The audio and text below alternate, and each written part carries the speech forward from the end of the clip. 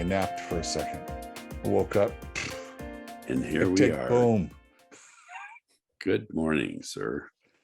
Good morning, sir. My good friend Dewey Freeman. I'm Mark Sylvester. We are the Elder Council. You know, there's a lot of new guys in the nation and a lot of new guys coming in. Yeah. And I did Traver open it back up? Is that what's happening? I think it feels like, and who knows when someone is going to be listening to this. So there's, Right. you know, we're coming up. We're getting scary close to 50 episodes, my friend. We're at today's 49. So next week, 50. We're going to hit the big 50 next week. Well, that's scary. It's in our dojo, it says consistency over time equals results. And that's how this happens. I can't tell you how many people, because I help, strategize podcasts and help people create them and that kind of thing. And they get 5 and they're done. They're like 5 and they're like, yeah, no. The world is littered with 5 episodes of a pod, or when blogs were really a big deal, they wrote 5 and then nothing. And so hitting a milestone like that is to your point, it's a big deal, but it's because we have a commitment to a thing of getting better at the thing, right? And totally. And you do it, you get up early, you do the work. Yeah. And I'm really proud of what we have done and what we're doing. Yeah, I agree. It's interesting because I keep track of all the themes that we have, and what I thought we'd talk about today, because this, in a weird way, this is training, right? Listening to this, because the kinds of things we're talking about are like, if this is the stuff they did not teach you in school. That would be true. Right. And it's a way for us to kind of codify the school of hard knocks, if you will, so that it can get transferred, which got me thinking about my own educational journey and what that is like now. I didn't go to college. I know you did. Mine was all on the job, or, in marriages, or, reading smart books that people smarter than me suggested I read. And it got me thinking about a personal learning path and how intentional you could be. Not that any of us really are, but after we get out of school, we're like, okay, I'm done with that. But we don't, if we really are lifelong learners, can you plot a path? Should you plot a path? Have you plotted a path? That's what I'd like to chat about today. Okay. So just on a personal level, have you done that? I have. Are you open to just speaking about that a little bit? And then I'm happy to speak about what I do with that. Yeah, this the notion, like giving it those words, came up about 10 years ago. A friend of mine had built an online training program. It was the first one to learn computer training. And I pitched, it was a very, very, very big deal. Still is. It ended up getting bought by LinkedIn, and now it's called LinkedIn Learning. But the idea that occurred then was, when you have all of this content, that I want to get better at leadership. I want to get better at managing people. I want to get better at talking. I want to be better at writing. I want to, all those things. There's all the things like, for me, I was like, gosh, there's all this stuff I could learn.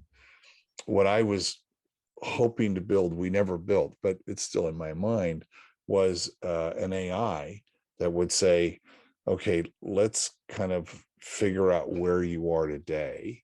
Where's your proficiency on all these various things, the 30 7 things you need to be good at to start with, and running, in my case, it's in business. Mm-hmm.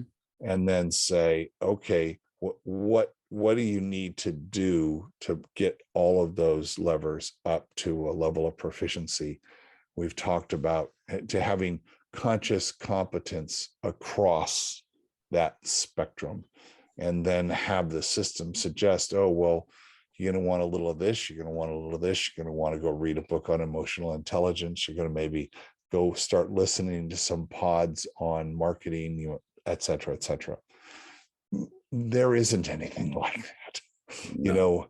People put out, like masterclass.com is a good example of very high level content from very high functioning humans who've been there, done that across a wide range.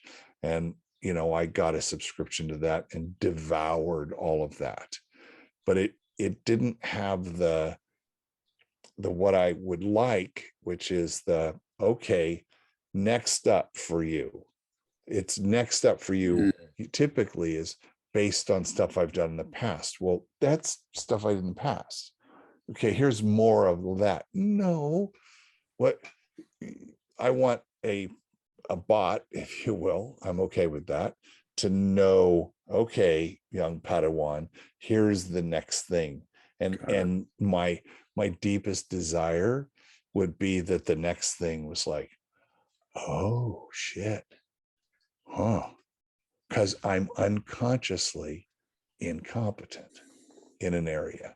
So there's no way I could know I need to know.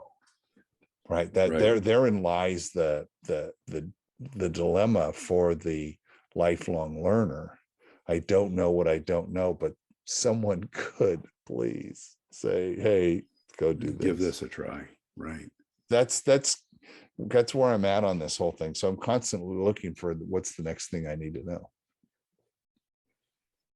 Do you have a particular kind of way that you try to figure out what that is? It's I have a lot of faith that the universe knows better than I do. And the universe will put things in my path that I need to deal with. And so that may be, hey, Sylvester, you haven't figured out this yet. So I'm just going to create a whole lot of that in your life, and you'll figure it out by the fact that I put that in front of your life. And that frame was instilled in me when I was 16 years old. I specifically remember I had just got involved in the Jesus Freak movement. And I remember praying for patience. Like, I need patience. Pray for patience, Lord. I need patience.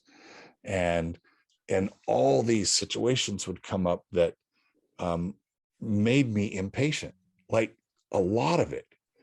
And I talked to the father minister about it, and he goes, oh, well, you asked for patience. Now your patience is being tested. That's how it works. I was like, oh, really? You ask for a thing and you get the opposite. But the idea is you're getting right. That. Right. And I was so thankful to learn that. I stopped asking for shit.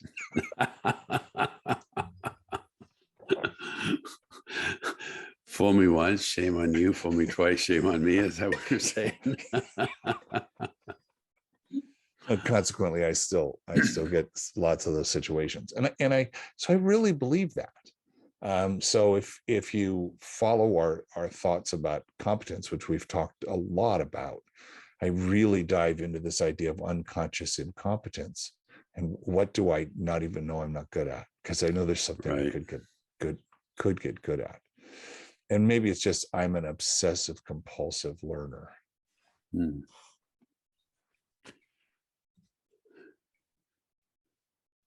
Do you ever imagine yourself at a certain stage in life or a certain age, say 5 years from now, where you're looking back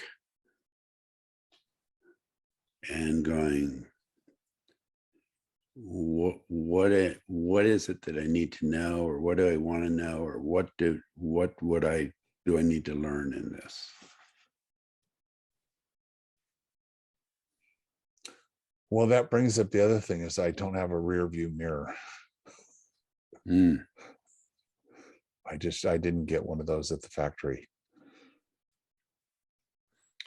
Yeah, I don't know that I have that either. Many times what I will do is, and it's a little playful thing, is I'll go, okay, when I'm 75 and I look back, what will it be what will I be, what can I have done, and what can I have explored that at 75 I'll be sitting there going, oh, I'm satisfied with that. Hmm. It's kind of what I'm thinking this morning is about is can we future pace enough? Because you and I both know that we do this thing called stakes in the ground where we Mm. set a near-term horizon of about 18 months, right? And then say what do we want to celebrate in 18 months? And then we work backwards from that to say, what do I need to do in 9 months? What I do in 9 weeks? What I do in 9 days? What I do in 9 hours? What do I do in 9 minutes? Right. Right. To Mhm. get to that. So this, I'm just kind of, I think, expanding the time horizon out, but applying it to um I guess skill set. So I'm not thinking about accomplishments as much as I am of what tools do I have? What tools do I need? Which tools need to stay really sharp? Which tools, God, I can go on this metaphor for a while. Um, Mhm. which tools don't get used very often. So every so often you got to pick them up just to make sure they still, They you still gotta, work. yeah. Right. Yeah, I think needle nose pliers are like that the most. They tend to get stuck. Needle nose pliers and vice grips. Yeah. Um, yeah, I tend to have a number of what I would call silos. Hmm. And um, and in those silos, I tend to try to explore what I know and then what I want to know. And if I have a silo that I don't know what I really want or need to know, that's part of what I do as I go start talking to people. Hmm. Hmm. Um, I also have a thing of where I, I mean, I just share this is a very real piece is what I realized, it was maybe 2 or 3 weeks ago, that if I'm uh, so context, my birthday's coming up in July. I'll be 72. If at 75, I am not, if I can't, at 75, if I can't look back and go, I've set up my life to ride my horse or be in nature a minimum of 4 days a week, I'm going to be really pissed if I've frittered away my life in doing other things instead of that. And not in a, and then I go about going, okay, what do I need to do to set that up? And um, and then that expands into 1,000 different possible directions. One is just setting up the time and like organizing my time in such a way that I can do that. Another is it's like, okay, well, if I'm going to do that, I need to be in have a certain level of fitness to do that, and a certain level of still flexibility. I also need a horse, for instance, that I can do that with. and be safe. And then that just begins a whole process of exploration. The other thing that I've made a commitment to do in my life is, and I don't know, probably I do this 98% of the time. And that is I spend a minimum of 45 minutes a day exploring something new or exploring the next step of something. Might be horsemanship. It might be like one of the pieces that just is fascinating to me right now, or have to do with how nature, plants, earth,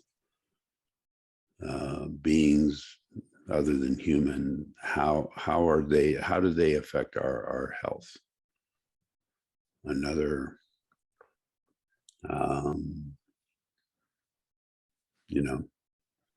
another thing that I'm exploring, sort of another silo, is where can I go with in my life to learn more about both horsemanship and nature-based work. Who can I find that I can learn from? I also have other interest in, deepening how I do the work that I do. I have interest in how do I deepen my relationship with Kimberly. But every day I spend a certain amount of time exploring what is new in those different silos. I have an interest. I'm on the fire department here. I have an interest in, learning about things such as what happens with wildfires. Why do they do what they do? I mean, those are just some of the things but that's been my commitment, and it's twofold. One is, when I'm X age and looking back, what will I have done that I will go, yes, that was satisfying. I'm glad I did that. And then in part to get there, it's virtually every day I try to explore something new, either in those silos or some other things that are new that I learned from other people, like, for instance, storytelling, or like, for instance, how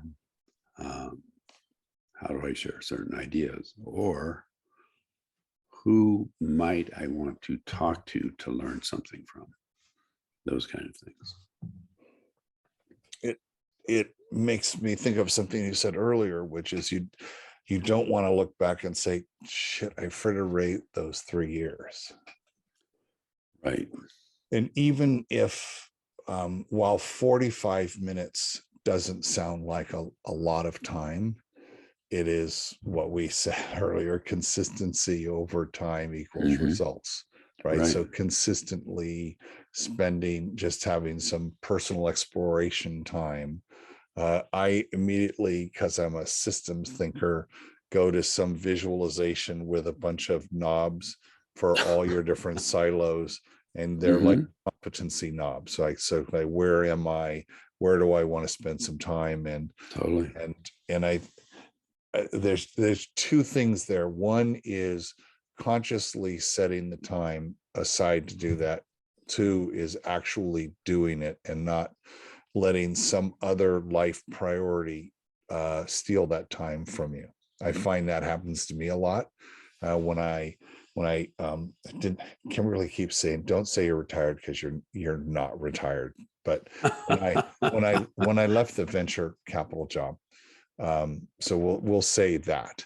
I said, okay, so that freed up 70 hours in the week because that's how much I was spending. Wow. Take now and look at the calendar and create blocks for the things I want to do. Like that. Okay, so if I created that much time, and to be very honest, I don't get a tenth of that of what I set.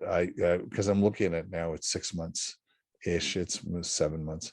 I had a plan. Okay, I'll spend this much time on this and this much time on this. I've not done that. Life has kind of filled in all of that. So this conversation has me wanting to kind of look at that and evaluate that, so that because I really like that intentional time. I have a question on the 45 minutes. Do you let the universe kind of guide what that time is going to be? That's one question. Is it a set time, or is it more of I know I'm going to do that today, and could you at the end of each day say, oh, I didn't get that in, or I did, and it ended up being 2 hours because I got really absorbed? I oftentimes do 2 times a day. Sometimes it's 25 to 30 minutes each time. One is very early in the morning. I'm often up by 5 and grab my coffee and begin a sit spot, and then that morphs into something. Oftentimes that will morph into me writing. And you turned me on to this, is the morning pages. And there's a morning page app that I downloaded. Instead of, I don't write it out by hand. That's actually because, especially after I hurt my hand, that's fairly difficult actually, and so sloppy I can't read what I wrote later.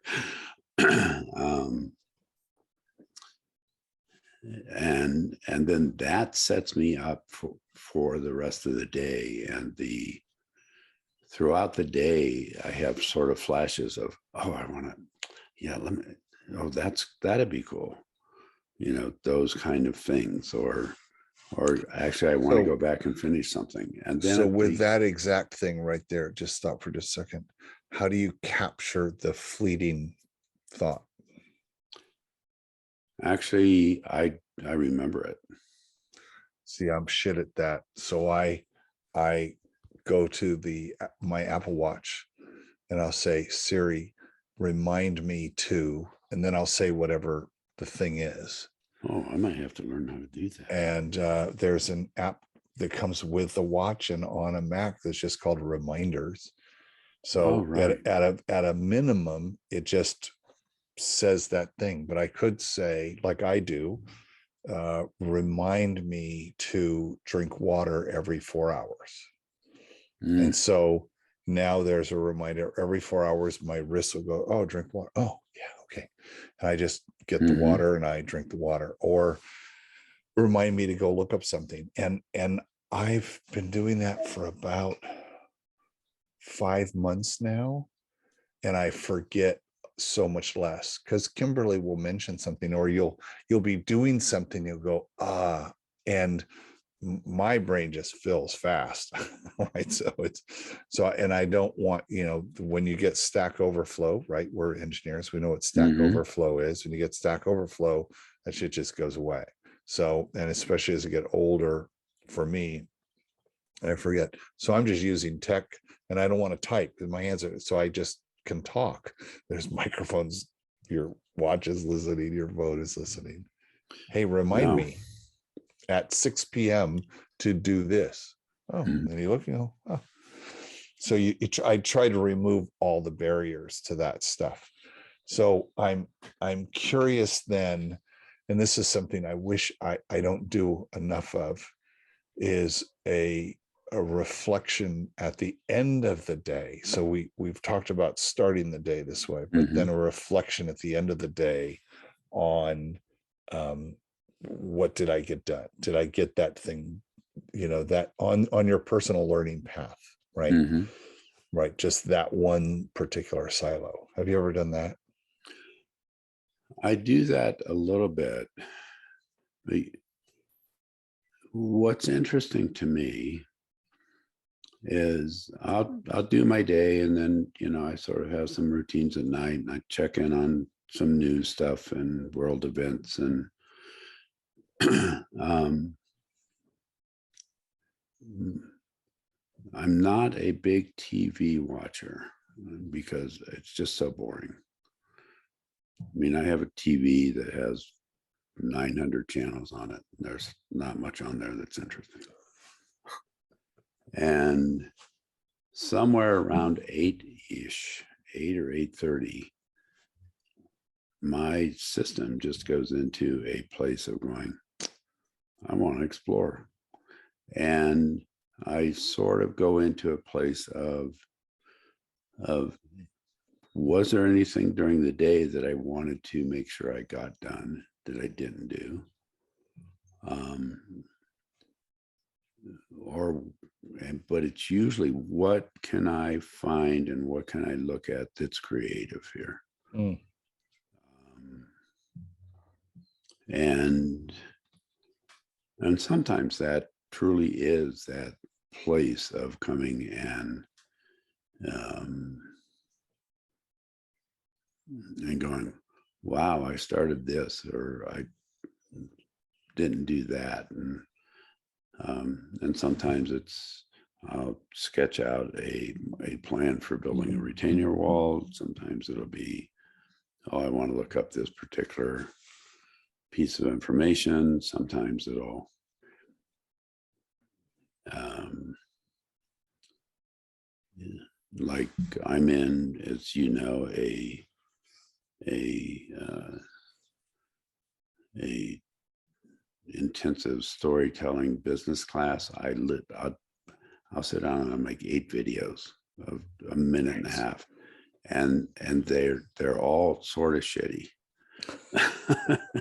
And I actually don't care, because because what I'm working on certain things, of whether or not, it's like, where's my eyesight, how am I speaking, where am I speaking from in my body, and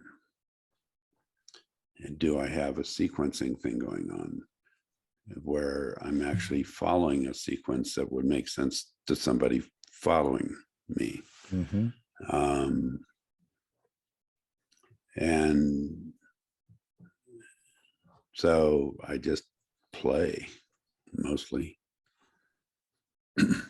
And some of the videos I make, I mean, they're literally 14 seconds long. And I go, oh, that's not what I wanted to do. And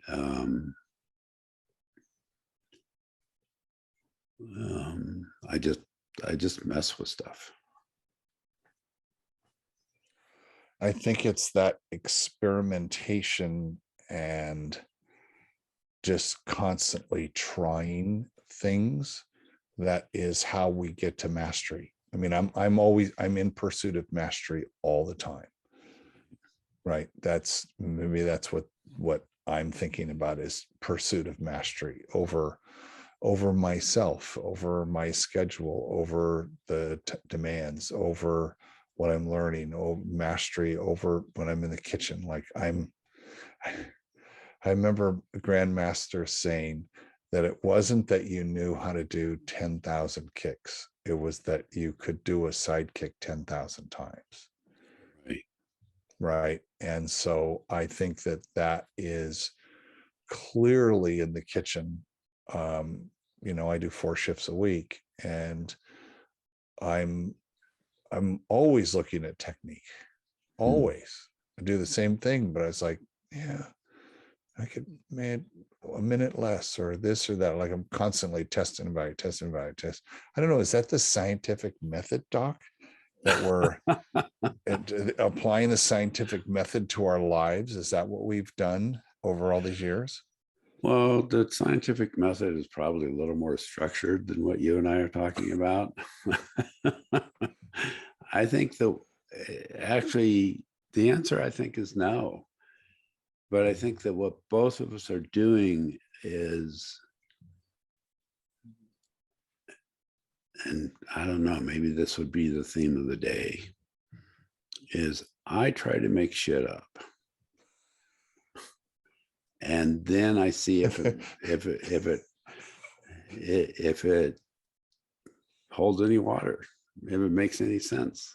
And it's like, and I put together, and I put together like a whole attachment theory. I put together a whole theory of development. I put together all kinds of stuff with the horses. So my invitation to people is to make shit up. And it doesn't have to be even good shit. It's just shit. Because when you do that, what will happen is that the good stuff will sort of, it'll find its way to the surface. And that's, this is what it is. And it sounds like the personal learning path then is to constantly be inventing, constantly, thinking about your ideas. And then there's I think a big part of that is socializing it, sharing it with someone to say, hey, how did that land? Right. Oh, was that, go back. What was that bit? And then you go, they liked that part.